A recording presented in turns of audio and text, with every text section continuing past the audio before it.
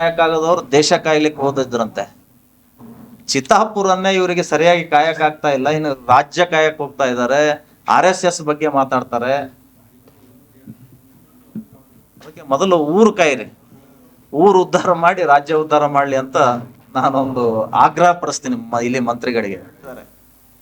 ಇದಕ್ಕೆ ಯಾರು ಹೊಣೆ? ಅಲ್ಲಿ ಆಹಾರ ಸರಬರಾಜು ಮಾಡುವವರು ಆ ಕ್ಷೇತ್ರದ ಶಾಸಕರ ಆಪ್ತರಂತೆ. ಆಪ್ತರು ನೀವೆಲ್ಲ ಕೇಳಿ ನಮ್ಗೆ ಊರ್ಲ ಹಾಕ್ಬೇಡ್ರಿ ಸರ್. ಆಯ್ತು, ನಾ ಹೇಳ್ತಿರ್ತೀನಿ ಕೇಳ್ರಿ, ಯಾರು ಏನು ಅದು ತನಿಖೆ ಮಾಡ್ಬೇಕಾಗ್ಯದ. ನಮ್ ಗಂಭೀರ ಪರಿಸ್ಥಿತಿ, ಇಷ್ಟು ಸುದ್ದಿನೇ ಕೊಡೋರಿಲ್ಲ ಯಾರು. ನಾವು ಕೊಡ್ತೀವಿ ಅಂದ್ರೆ ಮತ್ತೆ ನಮ್ ನೇಣಿಗೆ ಹಾಕ್ಬೇಡ್ರಿ. ಇಲ್ಲ, ನಾನು ಹೇಳ್ತಾ ಇದ್ದೀನಿ, ಯಾರು ಆಪ್ತರಿದ್ದಾರೆ ತನಿಖೆ ಆಗ್ಬೇಕು. ತನಿಖೆ ಯಾರು ಸರಬರಾಜು ಮಾಡ್ತಾರೆ ಸಸ್ಪೆಂಡ್ ಮಾಡ್ರಿ. ಹೌದು ಸರ್, ಆಪ್ತರು ಅಂತ ಹೇಳಿದ್ದೀನಿ, ತನಿಖೆ ಆಗ್ಬೇಕು. ತನಿಖೆ ಆಗ್ಲಿ. ಆಮೇಲೆ ಅಲ್ಲಿ ಏನು ಊಟ ಬಯಸ್ತಾರೆ, ಅಲ್ಲಿಯ ಮೊರಾರ್ಜಿ ದೇಸಾಯಿ ಶಾಲೆಯ ಹಿರಿಯ ಅಧಿಕಾರಿಗಳಿದ್ದಾರೆ, ಎಲ್ಲರೂ ಕೂಡ ಈ ಶಿಫಾರಸ್ಸಿನ ಮೇಲೆ ಬಂದಂಥವ್ರು ಇದ್ದಾರೆ. ನಾನು ಇಲ್ಲಿಯ ಸಚಿವರು, ಗೃಹ ಸಚಿವರಿಗೆ ಕೇಳಲಿಕ್ಕೆ ಬಯಸ್ತೀನಿ, ಬೆಳಿಗ್ಗೆ ಆದ ತಕ್ಷಣನೇ, ಬಹುಶಃ ರಾತ್ರಿನೂ ಸರಿಯಾಗಿ ನಿದ್ದೆ ಮಾಡ್ತಾರೋ ಇಲ್ಲೋ, RSS ಅಂತೇಳಿ ಗಡಬಡಿಸ್ತಾರೋ ಏನೋ ಗೊತ್ತಿಲ್ಲ, ಬೆಳಿಗ್ಗೆ ಎದ್ದ ತಕ್ಷಣನೇ RSS ಅಂತ ಹೇಳ್ತೀರಿ. ನಮ್ಮ ಶಿಕ್ಷಣ ಸಂಸ್ಥೆಗಳು ಎಷ್ಟು ಹದಗೆಟ್ಟಿದ್ದಾವೆ, ಕಟ್ಟಡಗಳ ದುಸ್ಥಿತಿ ಯಾವ ರೀತಿಯಾಗಿದೆ. ನೀವು ಪಂಚಾಯತ್ ರಾಜ್ ಸಚಿವರಿದ್ದಾಗ ಒಂದು ಚಿತ್ತಾಪುರ ತಾಲೂಕಿನ 10 ಗ್ರಾಮಗಳನ್ನ ನೀವು ಆಯ್ಕೆ ಮಾಡ್ಕೊಂಡು ಮಾದರಿ ಗ್ರಾಮ ಮಾಡಂತ ಹೇಳಿದೀವಿ, ಅದು ಕೇಳಿಲ್ಲ. ಈಗ ಗೃಹ ಸಚಿವರಾಗಿದ್ರೆ ಒಂದು 10 ಪೊಲೀಸ್ ಸ್ಟೇಷನ್ ನೀವು ತಗೊಳ್ರಿ, ಭ್ರಷ್ಟಾಚಾರ ಮುಕ್ತ ಪೊಲೀಸ್ ಠಾಣೆಗಳು ಅಂತ ಹೇಳಿ ಮಾದರಿ ಪೊಲೀಸ್ ಠಾಣೆಗಳು ನಿರ್ಮಾಣ ಮಾಡಿ ನೋಡೋಣ. ಅದೂ ಮಾಡಕ್ಕಾಗ್ತಾ ಇಲ್ಲ, ಇದನ್ನೂ ಮಾಡಕ್ಕಾಗ್ತಾ ಇಲ್ಲ. ಬೆಳಗ್ಗೆ ಎದ್ರೆ RSS ಅಂತ ಹೇಳಿ ನೀವು ಶಂಕನಾದವನ್ನ ಮೊಳಗಿಸ್ತಾ ಇದ್ರಿ. ಇದರಿಂದ ಇಲ್ಲಿ ಆಡಳಿತಕ್ಕೆ ಚುರುಕು ಮುಟ್ತಾ ಇಲ್ಲ. ನೀವು ಮೊನ್ನೆ ಹೇಳಿದರೆ ಬೆಳಗ್ಗೆ RSSನ ಸಂಘದ ಶಾಖೆಗೆ ಎಷ್ಟು ಜನ BJP ಮಕ್ಕಳು ಹೋಗ್ತಾರ್ರಿ, ಯಾರಾದ್ರೂ ಒಬ್ರು ಹೋಗ್ತಾರೇನ್ರಿ ಅಂತ ಕೇಳಿದ್ರಿ. ಈ ಮೊರಾರ್ಜಿ ದೇಸಾಯಿ ವಸತಿ ಶಾಲೆಯಲ್ಲಿ ನಿಮ್ಮ ಮಕ್ಕಳು ಅಭ್ಯಾಸ ಮಾಡ್ತಾ ಇದ್ದಾರೇನ್ರಿ? ಎಷ್ಟು ಜನ ಮಕ್ಕಳಿಗೆ ನೀವು ಅಭ್ಯಾಸ ಕಳಿಸಿದ್ರಿ?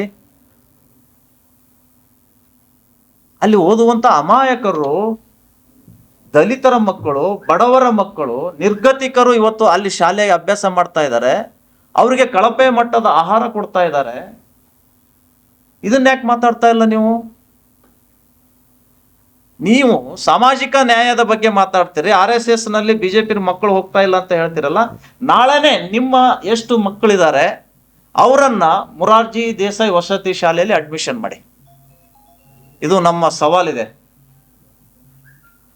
ಮಾಡಕ್ಕಾಗತ್ತಾ ನಿಮ್ಗೆ? ನೀವೆಲ್ಲ ಐಷಾರಾಮಾಗಿ ಮೆರಿತೀರಿ, ಮತ್ತೊಬ್ಬರಿಗೆ ಬುದ್ಧಿ ಹೇಳ್ತೀರಿ ಅಂದ್ರೆ ಯಾವ ನ್ಯಾಯ ಸರ್ ಇದು? ಇದು ಬಹಳ ನಾಚಿಕೆ ತರುವಂತದ್ದಿದೆ. ಇಡೀ ದೇಶದಲ್ಲಿ ಇಂತಹ ಒಬ್ರು ಮಂತ್ರಿಗಳು ಈ ರೀತಿ ನಿರ್ಲಕ್ಷ್ಯದ ಮಾತುಗಳಾಡ್ತಾರೆ ಅಂದ್ರೆ ನಮ್ಗೆಲ್ಲ ಕರ್ನಾಟಕಕ್ಕೆ ನಾಚಿಕೆ ಇರ್ತದೆ. ನಿಮಗೆ ಮೆರವಣಿಗೆ ಮಾಡ್ಲಿಕ್ಕೆ ಪುರುಸೊತ್ತಿದೆ. ಪಾಪ ಸಾವು ಬದುಕಿನ ಮಧ್ಯದಲ್ಲಿ ಒದ್ದಾಡ್ತಾ ಇದ್ದಾರೆ. ಸ್ಪೆಷಲ್ ಜೆಟ್ ಮಾಡ್ಕೊಂಡು ಬರ್ಬೇಕ್ರಿ ನಿಮ್ ಕ್ಷೇತ್ರದವರು. ಅವರು ಒಂದು ಆ ಮಕ್ಕಳಿಗೆ ಸಾಂತ್ವನ ಹೇಳಿ, ಧೈರ್ಯ ತುಂಬಿ. ಇಲ್ಲ ನರಳಾಡ್ತಾ ಇದ್ದಾರೆ ಬೆಡ್ ಮೇಲೆ ಮಲಗಿ. ನೀವು ಮೀಡಿಯಾದೋದ್ರೆ ಎದುರುಗಡೆ ಮಾತಾಡ್ತಾ, ನೀವು ಖುಷಿಯಾಗಿ ಟೀಕಿಸ್ತಾ, ಟೀಕಾ ಪ್ರಹಾರ ಮಾಡ್ತಾ, ಕಾಲಹರಣ ಮಾಡ್ತಾ ಇದ್ದೀರಿ. ನಿಮ್ಗೇನಾದ್ರೂ ಚಿತ್ತಾಪುರ ಬಗ್ಗೆ ಕಾಳಜಿ ಇದ್ರೆ, ಅಲ್ಲಿ ಮಕ್ಕಳ ಬಗ್ಗೆ ನಿಮಗೆ ಗೌರವ ಇದ್ರೆ, ಇಮಿಡಿಯೇಟ್ ಸ್ಪೆಷಲ್ ಜೆಟ್ ಮಾಡ್ಕೊಂಡು ಬಂದು ಆ ಮಕ್ಕಳಿಗೆ ಆರೋಗ್ಯವನ್ನ ವಿಚಾರಿಸ್ಬೇಕು. ತಪ್ಪಿತಸ್ಥರನ್ನ ಸಸ್ಪೆಂಡ್ ಮಾಡಬೇಕು.